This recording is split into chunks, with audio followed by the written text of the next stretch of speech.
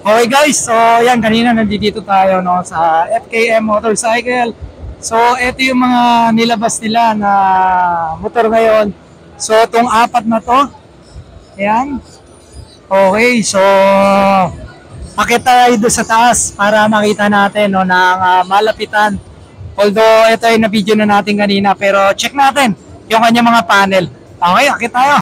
Okay guys, so first unit natin meron tayo rito ng 500cc na cruiser type. Ayan, so ganda no? Naupo na natin ito kanina, so medyo mababa itong motor na to. Siyempre, cruiser tayo dyan.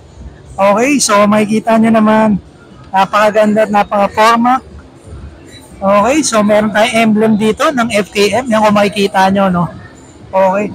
Ayan, tignan natin yung kanyang panel, no? Kasi nung binuksan to kanina, almost parang naka-backlight pa to eh. Check natin.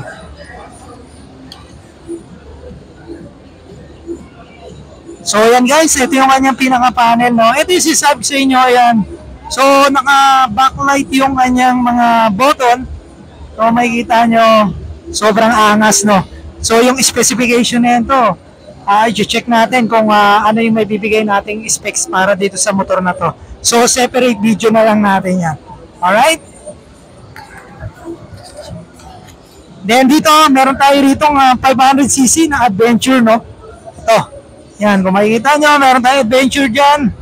So, kanina, nakita na yung first owner niya kung sino.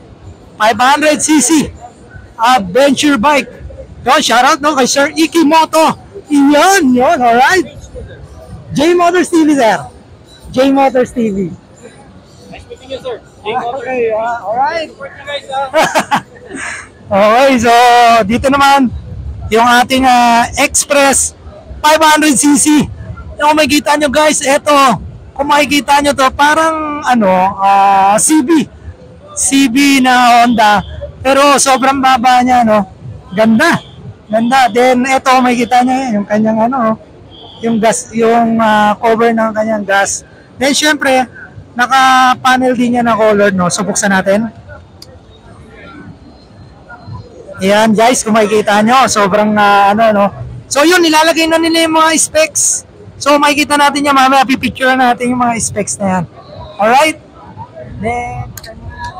Then dito meron pa tayo 500cc rin na SC naman. Ayan. Ito meron tayo 500cc. Okay? So ganda rin oh, ito yung kanyang panel. Okay guys, very quick lang tong ating yung ating review ngayon para makita nyo agad kung yun yung mga latest na labas ng FKM Motorcycle. Alright? So may emblem tayo dyan. Ganda rin, naka-spoke rin siya, spoke rim. Inline 2. Okay guys, so FKM Pecon Motorcycle Philippines. Ayun yung kanilang bagong labas. Alright?